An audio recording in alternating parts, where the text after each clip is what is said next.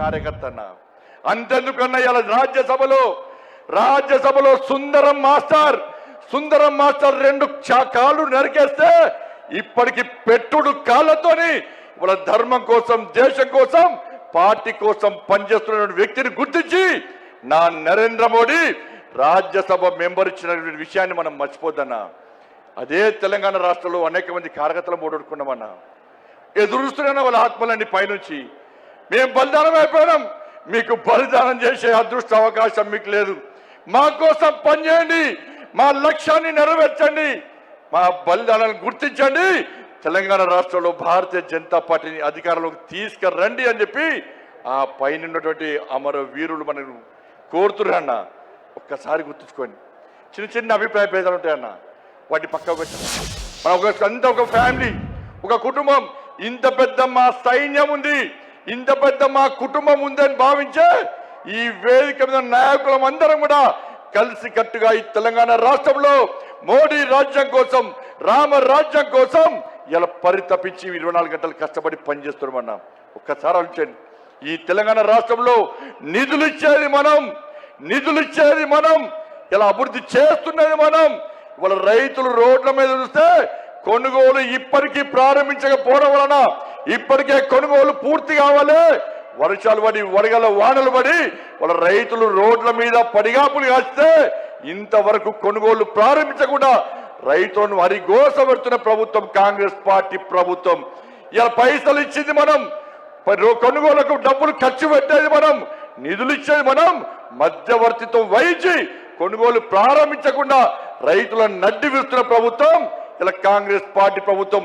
ఉద్యోగులకు డిఏ లేవు, పిఆర్సీ అమలు లేదు, నిరుద్యోగులకు ఉద్యోగం లేదు, నిరుద్యోగ వృత్తి లేదు, విద్యార్థులకు భరోసా కాలేదు, 2500 మహిళలకు లేవు, 4000 రూపాయల ఆసరా పెన్షన్ లేదు, అందరికీ రైతు భరోసా లేదు, అందరికీ రైతు బోనస్ లేదు. వాళ్ళు ఏమీ లేకుండా ఇలా 6 గ్యారెంటీలు పక్క పెట్టి కేవలం ఢిల్లీకి పైసలు పంపడే లక్ష్యంగా ఇలా రేవంత్ రెడ్డి ప్రభుత్వం పనిచేస్తున్న విషయాన్ని ఒక్కసారి గుర్తు చేసుకోవాల్సిన అవసరం ఉంది. ఇలా ఇచ్చేది మనమన్నా. ఒక్కసారి నాతో పాటు చెప్పండి అన్న. ప్రధానమంత్రి గరీబ్ కళ్యాణ్ అన్న యోజనకు బియ్యానికి పైసలు ఇచ్చేది ఎవరన్నా? ఇవాళ బియ్యానికి పైసలు ఇచ్చేది నరేంద్ర మోడీ ప్రభుత్వం అన్నా. స్వచ్ఛ భారత్ మిషన్ పైసలు ఇచ్చేది ఎవరన్నా? జాతీయ రహదారులో పైసలు ఇచ్చేది ఎవరన్నా?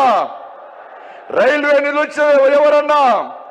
శ్మశాన వాటికలకు పైసలు ఇచ్చేది ఎవరన్నా? కొనుగోలుకు పైసలు ఇచ్చేది ఎవరన్నా?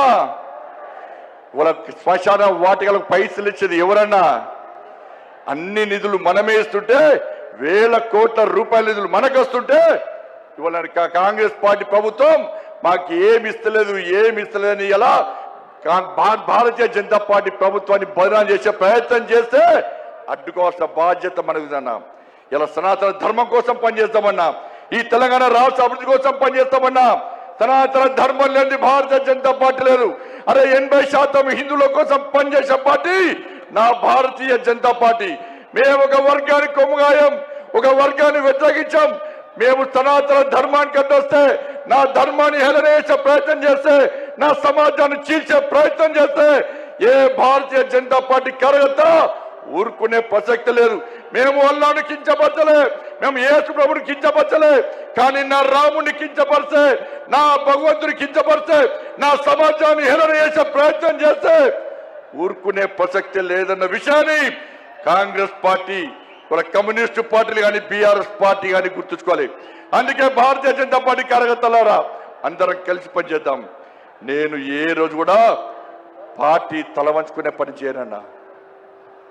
ఇలా పార్టీ కోసం పనిచేస్తాం. మేమందరం కూడా ప్రతి భారతీయ జనతా పార్టీ కార్యకర్త జై శ్రీరామ్, భారత్ మాతాకి జై అని నేను భారతీయ జనతా పార్టీ కార్యకర్తలని చెప్పి తలెత్తుకొని సగర్వంగా తలెత్తుకునే విధంగా పనిచేస్తుంది తప్ప పార్టీకి తల వంచే పని చేయనన్నా.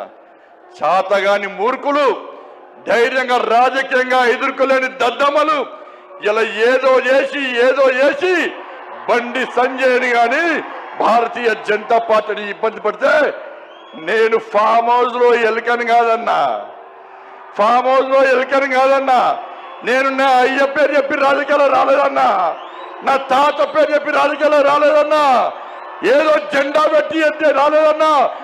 నేను కాశాపు జెండాను, కమలపు జెండాను భుజం మీద మోసుకొని సామాన్య కార్యకర్తగా నా రాజకీయం ప్రారంభించి ఒక రాష్ట్రీయ స్వయం సేవక, ఒక ఏబీవీపీ కార్యకర్తగా, ఒక యువమోర్చా కార్యకర్తగా, ఒక నరేంద్ర మోడీ శిష్యునిగా భారతీయ జనతా పార్టీ కార్యకర్తగా పనిచేస్తున్నప్ప సగర్వంగా భారతీయ జనతా పార్టీ కార్యకర్తని తలెత్తుకొని తిరిగి పనిచేస్తున్నప్ప తల వంచే పని చెయ్యన్నా.